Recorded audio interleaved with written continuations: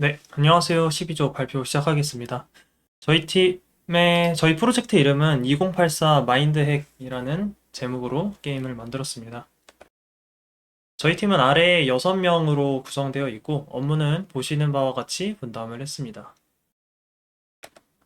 발표 순서는 프로젝트 개요부터 트러블 슈팅까지 진행하겠습니다. 먼저 저희 프로젝트는 조지 오웰의 소설 1984에서 영감을 받은 사이버펑크 세계관을 배경으로 한 그런 게임입니다. 게임의 스토리는 디지털 바이러스로 사람들을 세뇌하려는 악의 기업 시냅스의 음모를 막는 그런 내용으로 진행을 합니다. 게임은 총 3개의 스테이지로 구성되어 있으며 마지막 스테이지에서는 보스와의 전투가 기다리고 있습니다. 자, 그럼 먼저 게임 소개 영상을 함께 보시겠습니다. 발표로 돌아가서 네, 이제 핵심 기능 설계 및 구현 부분을 발표를 하도록 하겠습니다. 순서는 게임 시스템부터 레벨 디자인, UI, 웨폰, 그리고 플레이어, 에너미 AI 순으로 진행하겠습니다. 먼저 게임 시스템은 4가지 클래스로 역할을 구분했습니다. 게임 모드에서는 게임의 규칙, 진행 방식, 승패 조건 등을 정의했으며 플레이어의 게임 흐름을 제어합니다.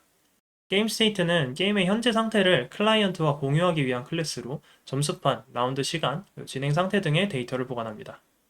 게임 인스턴스는 게임 실행 전체 동안 살아있는 싱글톤 객체입니다. 레벨 전환 시에도 데이터가 유지되며 전역 데이터를 관리합니다. 주로 게임 세이브, 로드 기능과 레벨 이동을 담당합니다.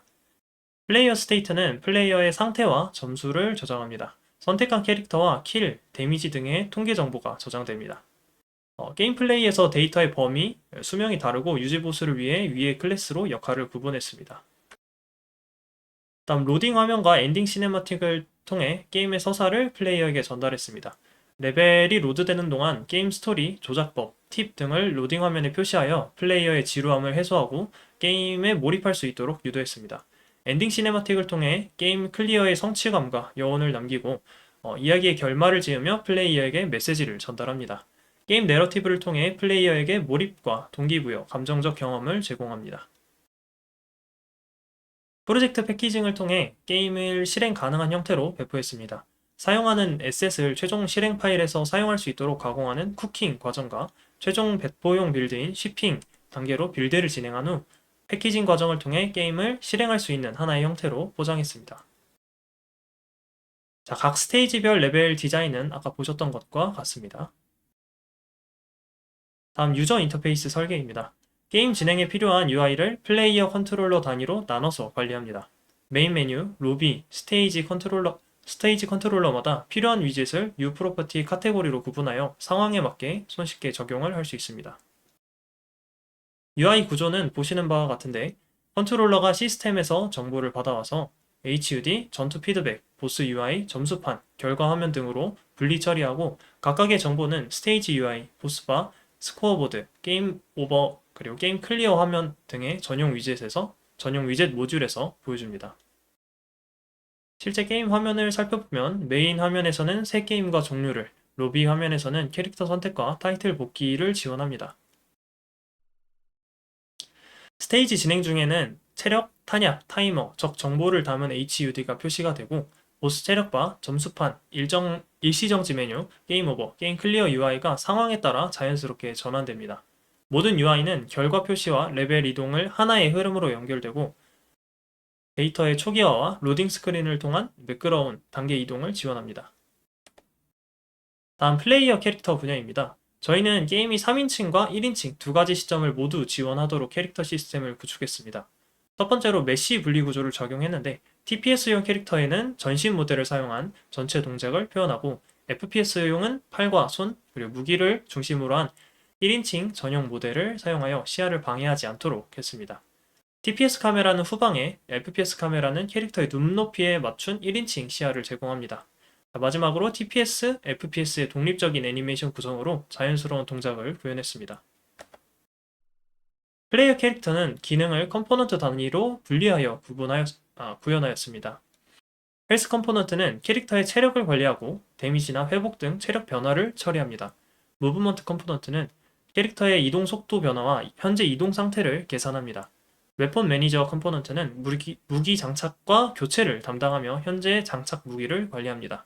애님 인스턴스는 캐릭터의 상태를 확인해 적절한 애니메이션을 재생하고 제어합니다. 역시 데이터 기반 설계 패러다임을 반영하였습니다. 캐릭터의 설정 값을 코드에 하드 코딩하지 않고 데이터 에셋 또 데이터 테이블을 통해 분리하여 사용했습니다. 이 설정 데이터는 최상위 객체인 캐릭터에서 관리하고 각 컴포넌트는 필요할 때 캐릭터를 통해 참조하도록 설계했습니다. 다음 무기 시스템입니다. 무기 시스템의 구조는 아래 클래스 다이어그램과 같습니다. 웨폰 베이스는 모든 총기의 기본 클래스이며 발사, 재장전, 탄약 관리 같은 핵심 기능을 담당합니다. 파이어 웨폰은 실제 발사 로직을 정의하고 각 무기 클래스에서 필요한 구체적인 기능을 구현할 수 있도록 합니다. 무기 유형에 따라 두 가지 파생 클래스가 있습니다. 히트 스캔 무게는 히트 스캔 방식의 총기고 발사 즉시 명중 판정이 이루어지게 되는 무기에 사용됩니다. 반대로 프로젝타일 무기는 투사체 기반의 무기로 실제 탄환이나 발사체가 이동해 충돌하는 대상에게 피해를 주는 방식으로 동작합니다. 이때 발사체 자체는 베이스 프로젝타일 클래스가 담당하며 이동과 충돌 처리 그리고 데미지 계산을 수행합니다. 마지막으로 웨폰 데이터 에셋에서는 각 무기의 데미지, 연사 속도, 장탄수 등 무기의 정보를 보관하고 관리합니다. 무기 시스템 역시 데이터 기반 설계를 적용했고 데이터 에셋을 활용하여 무기의 세부 사항을 조정할 수 있습니다. 라인 트레이스 기반 시스템에서는 파이어 웨폰을 통해 총구 효과와 기본적인 무기 동작을 통제하고 있습니다. 프로세스 hit으로 충돌한 객체에 대한 처리를 수행합니다. 투사체 기반 시스템에서는 역시 파이어 웨폰으로 총구 효과와 모든 기본 무기 동작을 관리하지만 실제로 투사체가 발사되어 목적지까지 물리 시뮬레이션이 진행됩니다. 이렇게 두 가지 방식을 모두 지원함으로써 게임 내에서 다양한 무기 특성을 구현할 수 있고 더욱 다양한 무기의 확장 가능성을 확보했습니다. 마지막으로 적 AI 시스템을 소개하겠습니다. 저희 AI 시스템은 상태 기반 관리를 중심으로 설계되었습니다. 비헤이비어 트리는 상태에 따른 의사 결정을 담당하고 스테이트 컴포넌트는 아이들, 페트롤, 체이스, 어택 같은 상태를 한 곳에서 일괄 관리합니다. 애님 인스턴스는 상태 변화에 맞춰 애니메이션을 실행하여 행동과 시각적 표현이 자연스럽게 동기화되도록 했습니다. 예를 들어 AI가 페트롤에서 체이스 상태로 바뀌면 이동 속도 조정, 추적 의사 결정, 달리기 애니메이션 재생 등 모든 과정이 하나의 상태 변경만으로 자동 처리되게 하였습니다. 다음은 AI 인지 게이지 시스템입니다. 단순히 적이 플레이어를 즉시 발견하는 것이 아니라 AI 시각과 청각을 기반으로 인지 게이지를 조정하여 플레이어를 단계적으로 추적합니다. 인지 게이지가 70%가 되면 해당 순간에 플레이어 위치로 조사를 진행하고 인지 게이지가 100%가 되면 적이 플레이어를 인식하고 즉시 추격합니다. 인지 게이지를 채우는 방식은 플레이어 발견 시, 소리 감지 시, 피격 시 이렇게 총 3가지가 있습니다. 플레이어 발견 시 멀리에 있으면 게이지가 천천히 오르고 가까워질수록 급격히 증가합니다. 소리 감지를 통해 플레이어의 총소리나 발자국 소리를 인지하고 적이 소리를 들으면 추가로 게이지가 상승합니다. 피격을 당할 경우 즉시 인식하여 플레이어를 추격하게 됩니다. 이 시스템을 통해 보다 현실적이고 단계적인 AI 반응을 구현했습니다. 마지막으로 데이터 기반의 보스 스킬 시스템입니다. 보스 스킬은 스킬 데이터 테이블을 통해 코드 수정 없이 데이터만으로 스킬을 제작을 할 수 있습니다. 빨간색 박스에 보이는 것처럼 하나의 스킬이 여러 액션의 조합으로 구성되고 있습니다. 각 액션은 액션의 종류, 파티클, 효과음, 소켓, 시전 시간 등을 설정할 수 있는데 이렇게 설정된 액션들이 순차적으로 진행되어 하나의 스킬을 구성합니다. 스킬 데이터는 데이터 테이블의 스킬들을 쿨타임, 사정거리 순으로 미리 정렬하여 다시 캐싱하였고 보스가 플레이어의 위치, 스킬 쿨타임에 따라 우선순위가 높은 스킬을 선택하여 사용합니다. 예를 들어 보스의 대시 스킬 같은 경우에는 대시 시작, 대시 종료의 공격 이렇게 3가지 액션으로 구성되어 있고 궁극기 스킬은 궁극기 시작, 투명화 해제, 폭발 이렇게 4가지 순서로 실행되고 있습니다. 데이터로 액션만 정의하면 손쉽게 스킬을 추가할 수 있게 구현하였습니다. 네, 다음은 트러블 슈팅 마지막 카테고리인데 트러블 슈팅 부분입니다.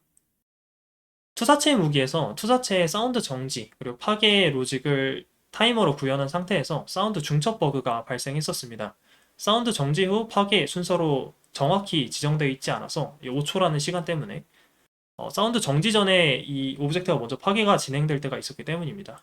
특히 셋 타이머로 등록된 콜백이 객체 파괴 후에 실행되면 이미 디스트로이된 객체에 접근하게 되므로 크래시나 액세스 바이올레이션이 발생 가능합니다. 이를 해결하기 위해 타이머 등록 시에는 반드시 해제 위치를 같이 설계하였고 이즈밸리드 위크 오브젝트 포인터를 통해 안전하게 접근했습니다. 해당 문제는 사운드 정지가 객체 파괴보다 먼저 실행될 수 있도록 하여 해당 문제를 해결했습니다. 캐릭터의 무기를 장착할 때 월드에 스폰되면서 끊김이 발생하는 문제가 있었습니다. 이는 무기를 동기적으로 로드하여 모델과 텍스처가 즉시 메모리에 동기 로드되면서 잠시 멈춘 것이었는데 이를 해결하기 위해 무기를 스트리머블 매니저에 비동기로 로드를 했고 로드 완료 시에 이벤트 콜백을 받아서 무기를 스폰했습니다. 캐릭터가 아이템을 장착할 때 아이템별 피벗 위치와 회전이 달라서 문제가 좀 있었는데 이를 해결하기 위해서 데이터 테이블에 각각 무기별 올바른 로테이션 또는 로케이션을 지정하여 무기별로 다른 렐러티브 로테이션 그리고 로케이션을 조정했습니다. 레벨 디자인 중에서 내부 메쉬를 설치하는 과정에서 문제가 있었는데 해당 부분들을 내부 메쉬 바운드 또 웨이브 포인트를 통해서 해결했습니다. 매 레벨 전환 시에 캐릭터가 생성, 파괴되는 이슈가 있었습니다. 생성과 파괴는 오버헤드가 큰 작업이고 불필요한 초기화가 반복되어서 성능 낭비가 발생했습니다. 이를 해결하기 위해 게임 인스턴스에 캐릭터를 보관하여 레벨 전환 시에도 동일한 캐릭터를 유지하도록 했습니다. 캐릭터는 사용자의 선택을 기억하여 알맞은 스켈레탈 메쉬로 교체하여 재활용했습니다. 이를 통해서 캐릭터 객체의 생성, 파괴 빈도를 감소시켜 메모리와 로딩 시간을 절약했습니다. 게임 정보를 디스크에 저장하는 기능을 구현했었는데 PIE에서는 그 플레이인 에디터에서는 잘 동작했지만 쉬핑 빌드에서는 제대로 동작하지 않는 문제를 발견했었습니다. 문제는 U 프로퍼티를 붙이지 않아 리플렉션이 되지 않았고 직렬화 미지언으로 데이터 보존에 실패한 것이었습니다. 다만 PIE에서는 메모리의 변수가 남아있어서 운이 좋게 성공했던 것으로 확인이 됐습니다. 따라서 이를 해결하기 위해서 U 프로퍼티 매크로를 붙여 직렬화가 제대로 적용되도록 수정했습니다. 이제 진짜 마지막입니다. 자, PIE에서 이벤트 바인딩이 정상적으로 되었지만 이제 쉬핑 빌드에서는 바인딩이 실패한 문제를 만났습니다. 이 역시 에디터에서는 가비지 컬렉션 그리고 초기화 순서 등이 느슨하게 처리돼서 우연히 성공했던 것으로 확인이 됐습니다. 따라서 이제 객체 생성 완료 시 바인딩이 될 수 있도록 코드를 수정하여 문제를 해결하였습니다. 네. 이상으로 12조 발표를 마치겠습니다. 긴 발표 들어주셔서 감사합니다.